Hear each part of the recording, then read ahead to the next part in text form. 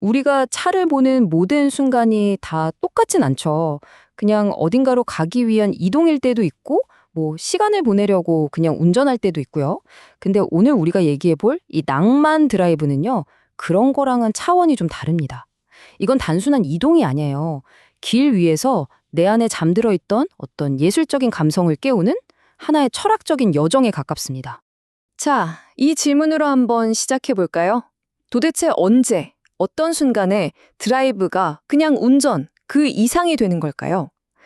매일 아침 저녁으로 반복되는 그 지루한 출퇴근길하고 어떨 때 정말 가슴 벅차게 다가오는 그 드라이브 사이에는 대체 어떤 차이가 있는 걸까요? 핵심은 바로 이거예요. 낭만 드라이브는 말이죠. 그냥 이동수단이 아니에요.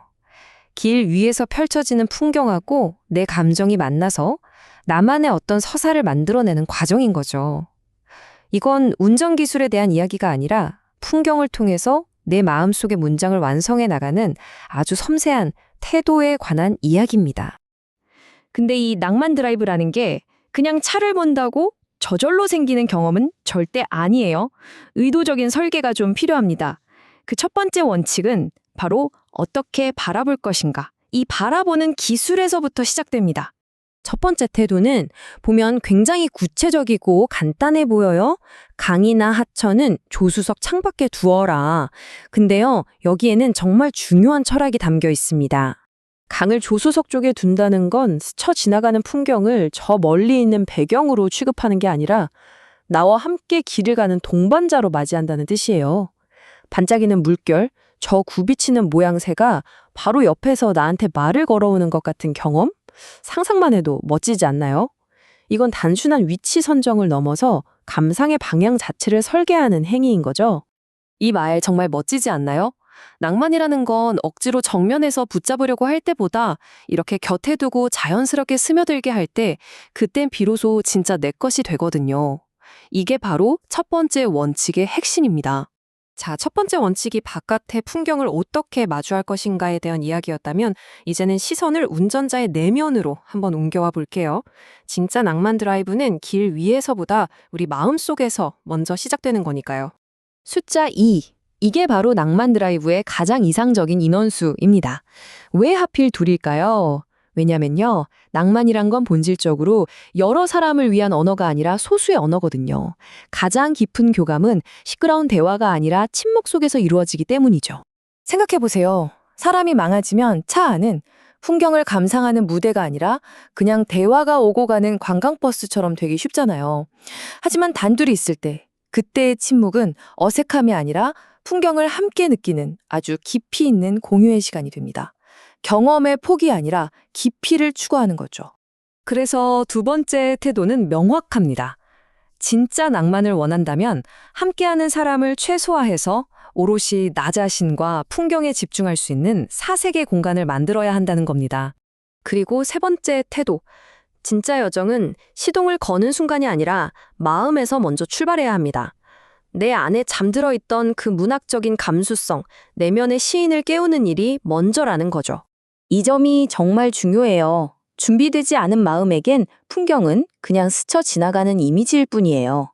하지만 내면의 시인을 깨우 사람에게는 똑같은 산도 한편의 시가 되고 똑같은 강물도 오래 접어두었던 편지처럼 다가오는 법입니다. 결국 풍경을 통해 나 자신을 만나는 시간이 되는 거죠.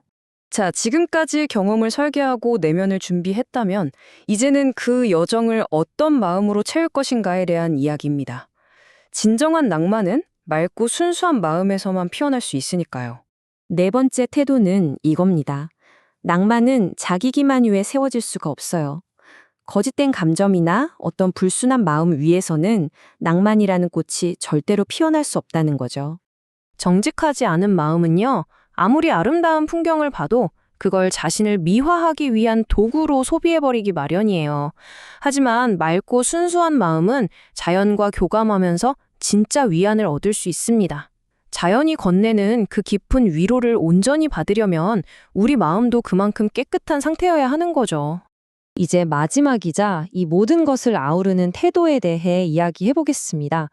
낭만 드라이브는 그저 단순한 취미가 아니라 세상을 대하는 하나의 방식이라는 걸 보여주는 원칙이죠.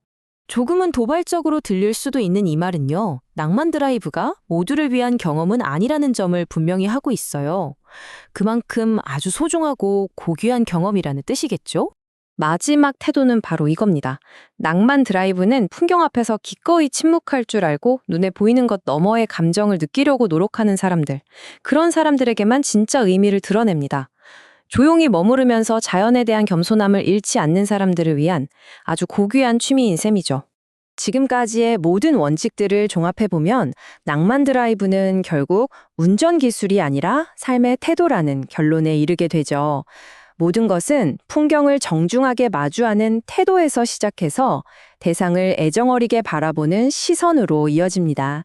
그리고 마침내 이 모든 과정이 나만의 서사를 완성하는 예술이 되는 거예요.